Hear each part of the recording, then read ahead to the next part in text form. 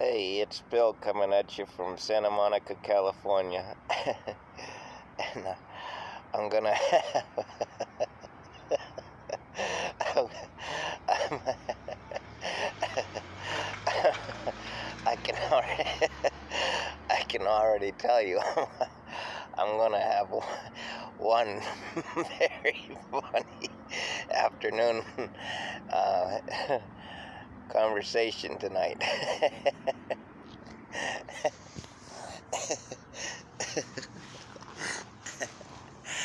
Oh God, I've been sitting here waiting for the sun to come down enough so that it wasn't hitting me in the eyes. And I guess I use this particular road where I stay for a lot of things, apparently. I'm learning more and more every day. But tonight,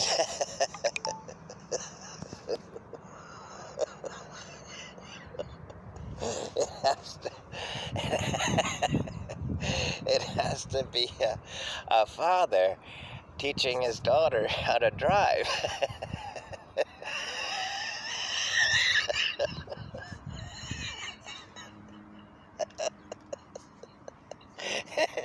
And I have I have no, I have no idea what they drive on a regular basis, but it has to be something pretty nice. So this POS that they were driving tonight, I know is not the family regular car.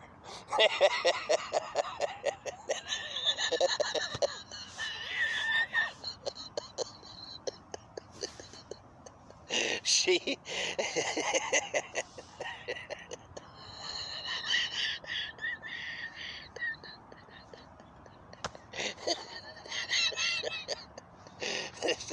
I'm telling you, there's nothing wrong with the car, not at all. It just doesn't belong in Santa Monica.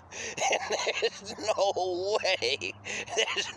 way this girl learned how to drive, visually drive that way, unless it's something nice. I'm telling you, there's no way. She's waiting for it to go 0 to like 60 in like 2.8 seconds. This car isn't going 0 to 60 in the next hour. And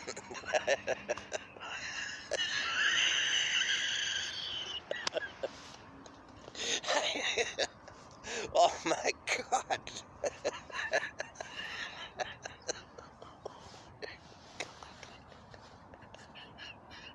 And you can just tell, because you can't, like I said, the car doesn't belong in Santa Monica. It just doesn't. But you can tell by the clothes, both of them, that they don't belong in the car. So, like I said, she's waiting for the performance that I'm sure her mother or her father drive, or probably both. And it ain't coming out of this thing. There's no way.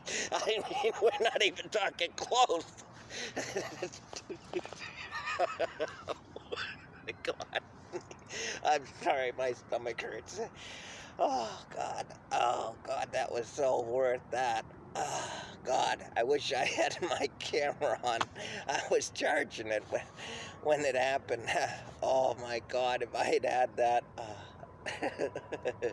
it's burned in my memory, but you'll never get to see it. Oh, God, excuse me. That was perfect.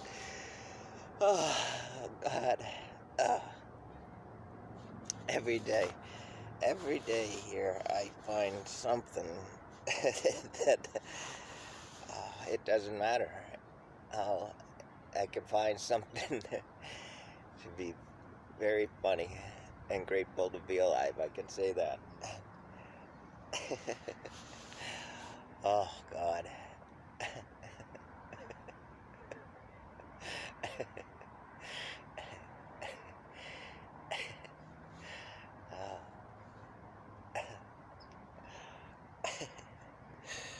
Oh, God.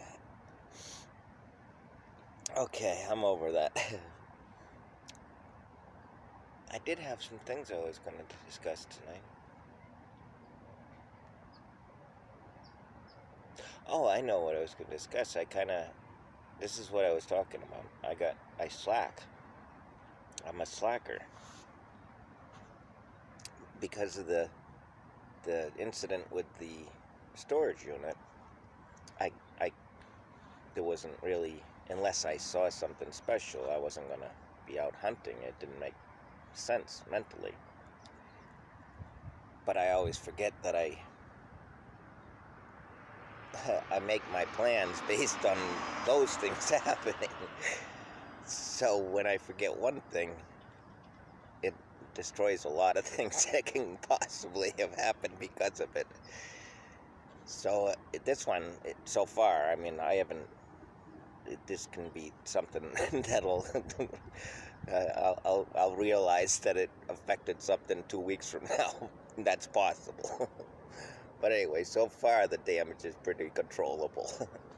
I forgot that I should be putting together a cart to put behind the bicycle. So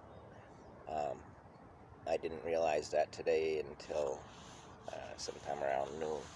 But now that I have that on my goal list, and it's actually going to work out pretty well because I should start getting back into the rhythm again because it is coming up on the 1st.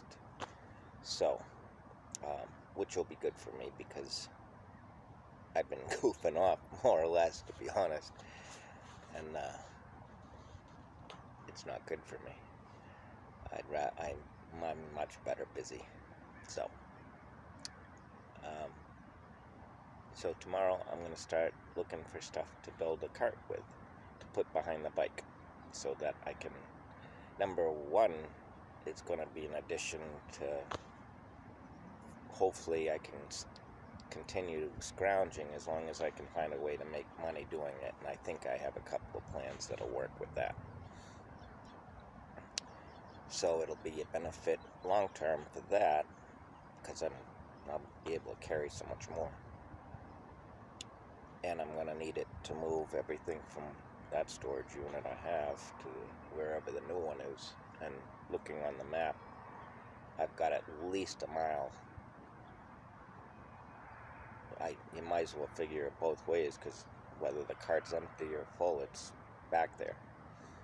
So, I mean, it might be a little easier pedaling. For me, I'm out of shape. And since I've found the bike, I don't know what that's been. I lose track of things like that. I'm going to say at least 2 weeks. And my legs still get sore from all of the biking I have to do. So, and I don't know if that's a lifetime thing. And I don't know. I don't know. I never asked that. It's a pretty good question to ask. If I remember to ask, I will. If, because my muscle mass, when I was in the hospital, when they took me out of the coma,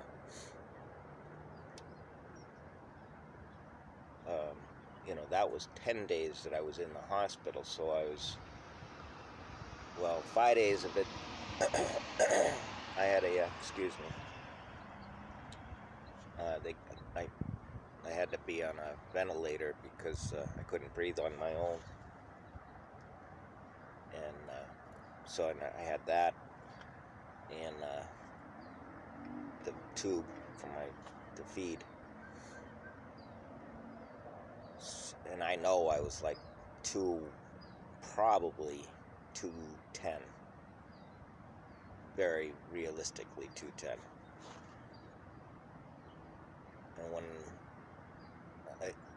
they told me, I don't remember putting myself on a scale or anything like that, so I'm sure it's just one of the things that they monitored me. monitored me on was my weight. And I had gone to 157. So almost anything I wanted, if I asked for it, I'd get it. And They had the most awesome uh, cheesecake. Oh boy, was that good. Anyway, and as much as I wanted to eat, they were happy to see me eat. And I remember that's a weird thing. If you ever get this test, I hope you never have it. But because my throat was so collapsed, they didn't know if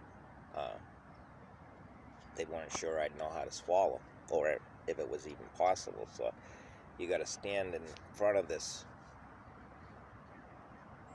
No, I'm sorry. You stand in front of the X-ray machine, and I don't remember what it looks like because it takes a whole picture of you from.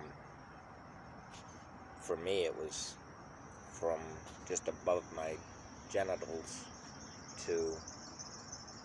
No, I'm sorry. It goes all the way to here. No, I think it did all. Yeah, it did all the way from my head to just below my genitals. Because I remember I could take a bite. They give me different plates, and so it was like applesauce and things like that were the first things I got to eat, and then it went to like cheese, some drinks, just any drinks. They would start off like real easy waters and stuff like that. Just have it there for me to wash what I was eating down. And then, it just changed plate from plate to plate, and you could see it. I mean, literally, as I'm eating it, I can see what I'm eating, and I can watch it go all the way down, watching it go through me. I mean, literally, like it's the